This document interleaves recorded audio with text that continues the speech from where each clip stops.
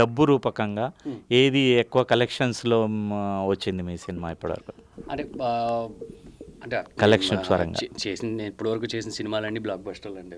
Okay, ప్రభు తీసుకున్నా, మజిలీ తీసుకున్నా, వకీల్ సాబ్ తీసుకున్నా, హిట్ 2 తీసుకున్నా, మొన్న వచ్చిన రిలీజ్ అయిన బజే వాయువేగం కానివ్వండి, అన్ని బ్లాక్ బస్టర్లే ఉన్నాయండి లక్కీగా భగవంతుడి వల్ల. ఓకే, దాదాపు ఎన్ని సినిమాలు చేసి ఉంటారు ఇప్పటివరకు? ఒక 35 to 40 ఫిల్మ్స్ దాకా చేస్తున్నానండి, చిన్న పెద్ద అన్ని కలిపి.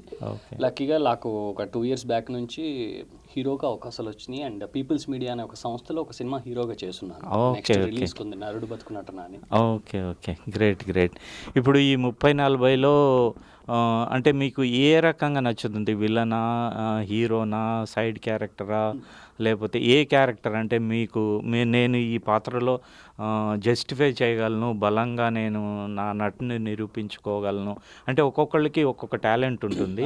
అందరూ కొంతమంది మాస్గా వెళ్తూ ఉంటారు, కొంతమంది ఓన్లీ క్యారెక్టర్ పరంగా వెళ్తూ ఉంటారు, కొంతమంది ఓన్లీ విలన్గా వాళ్ళు నిలదొక్కొని వాళ్ళకి పేరు వస్తుంది. అట్లా మీకేమన్నా ఒక ఐడియా ఉందా? ఫలానా దాంట్లోనే నేను నిలదొక్కోవాలి, ఫలానా దాంట్లోనే నేను ప్రేక్షకుల్ని జస్టిఫై చేయగలను, అట్లా ఏమన్నా ఉందా మీకు? అలా ఏం లేదండి, భగవంతుడి దయ వల్ల.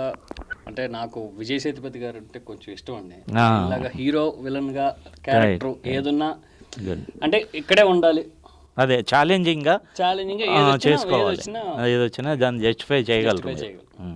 ఏ క్యారెక్టర్ వచ్చినా, అటు హీరో అయినా ఇటు విలన్ అయినా ఆ పాత్ర పరంగా మీరు జస్టిఫై చేయగలరు. అది అంటే కమింగ్ ప్రాజెక్ట్స్ ఏంటి ఇప్పుడు కరెంట్గా ఏం చేస్తున్నారు? చెప్పే కదండి, పీపుల్స్ మీడియా అనే ఒక సంస్థలో ఒక సినిమా చేస్తున్నాను, నరుడు బతుకున్నట్టు అని రిలీజ్కి ఉంది. ఓకే, అది కాకుండా అండర్ యూవీ ప్రావిజన్లోనే ఒక దోబుచ్లాట్ అని ఒక సినిమా ఉందండి హీరోగానే.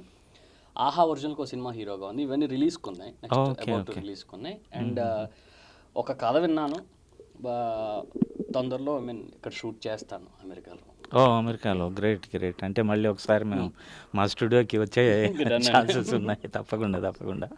Hi, this is Shivakumar. Please subscribe Jai Swarajya world TV.